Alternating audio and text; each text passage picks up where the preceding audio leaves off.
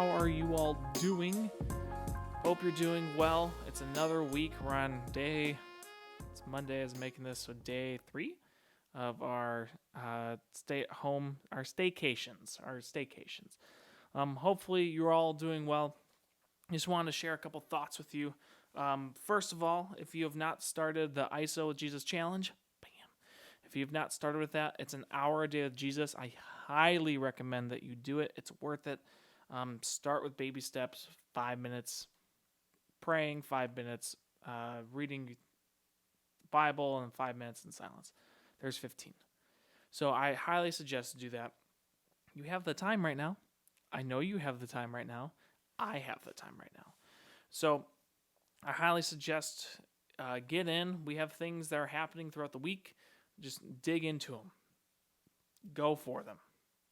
But I wanted to start by telling you a couple things I've been thinking about and then finishing with a story, because my stories are sometimes fun.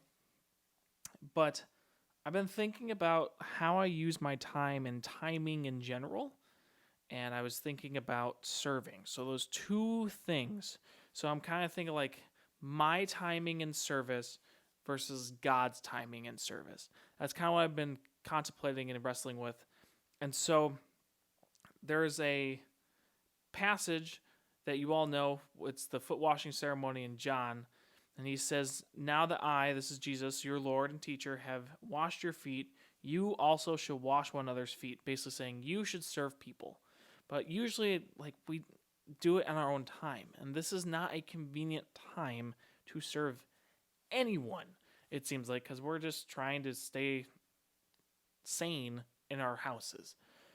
And so our timing looks a lot different than God's timing. And I wanted to tell you this with a story.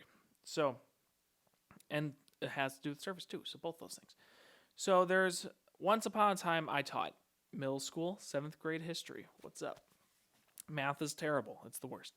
But once upon a time, I taught 7th grade history, and I was classmates actually with the nurse there. We were in school together. And so I was in the office about to go, because you always check in on people in the office, see how they're doing. They're the best. They do so much work for you. But I was checking in, and she comes out and says, "Hey, can you do me a favor?" And I was like, "Yes, I can. I should probably ask, but yeah, I can do a favor for you, Sam. What's up?" And she said, "Can you help me count the pills?" And so I'm going to give you a little insight of what your nurses go through. So they have prescriptions that they're given to by doctors to give to students, and they need to keep an account of them, I believe either daily or once a week, something like that. And so it was my service to do that. So they need 2 people to count them. And so I'm talking hundreds of pills. And we both have to sign off on a form. We both have to do these things. So it's like, all right, you counted 41, I counted 41, we counted them together. So 1, 2, 3, 4, 5, 6, 7, all the way through. It takes like 30 minutes. And I really wanted to go home to chill for a little bit before I went to my basketball practice that I was coaching later that day. And so I'm a little agitated. I'm like, I didn't want to do that. Why did I have to do that? Like, I needed to get home. Julia wanted me to go home. And so I go home, my normal route. There's a freeway in Waukegan called the Amstuts. And it is where the Dark Knight, where he screams, "Rachel!"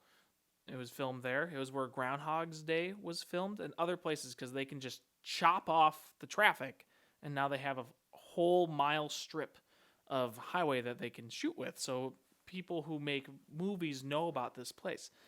And so I'm turning off and going on the ramp going down, and there's no place to turn around because it's a freeway. There's a divider. And so I'm coming down this ramp, and I catch out of the left side of my eye going south, and I'm going north, but going south, there's a car that hit, you know where those barrels are? Those barrels separating like where the divider is going to be. Like they fill with water or sand or whatever. A car hit that.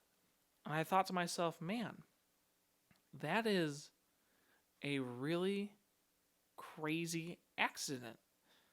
Who hits that? And so this whole time, I'm still upset about the timing of things, but I'm still open to serve. And so I'm driving, and I always check to see if someone's in there. It's just kind of my thing. I'm the person that helps people on the side of the roads. I'm not saying everyone should do that. I do that. But I look over, and there's a person still inside of it, just bent forwards, not moving. And I freak out because I can't stop. I can't stop here. I can't cross traffic here. And so I go way faster than the speed limit has intended for me to go, and that's why they're there. I go super fast. And I'm going, and everything's going through my head like, oh my gosh, what am I going to do? Like, what if I have to, like, do I call the ambulance first? Do I call them second? Do I find out what's happening? What am I supposed to do? And so I go down there, and my poor car, it just not very good. So it's like shaking as I'm going. And so I'm going down, and I turn around because I can turn around right there. So you get to the end of the freeway, and then you can turn back onto it. I turn back onto it, and I go in an ungodly speed again. And I pull up, and I get out, and I realize that the car is still running. And I'm like, what in the world? And so I walk up to the driver's side window, and I look in, and I cannot believe what I saw.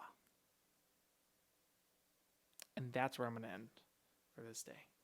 Because sometimes God's timing is different than your own. And I learned that day, serving this whole situation, why God's timing is perfect, even amidst all the things that are happening in our world right now. We ask, why does this happen? Well, God's timing is perfect. Maybe he's wanting you to serve people who don't know him during this time that seems inconvenient. I'll finish the story on Thursday for you all. I hope you're all doing well. Let us know what you're thinking. Hashtag Lakeland Youth Group. You can do that on Instagram or Twitter. It works for both. But maybe the timing is perfect to serve those who are around you. When you're isolated together with us. And maybe our timing as a youth group is perfect to serve those who don't know him. So, hope you all have a good day today and tomorrow. And I'll see you guys on Thursday.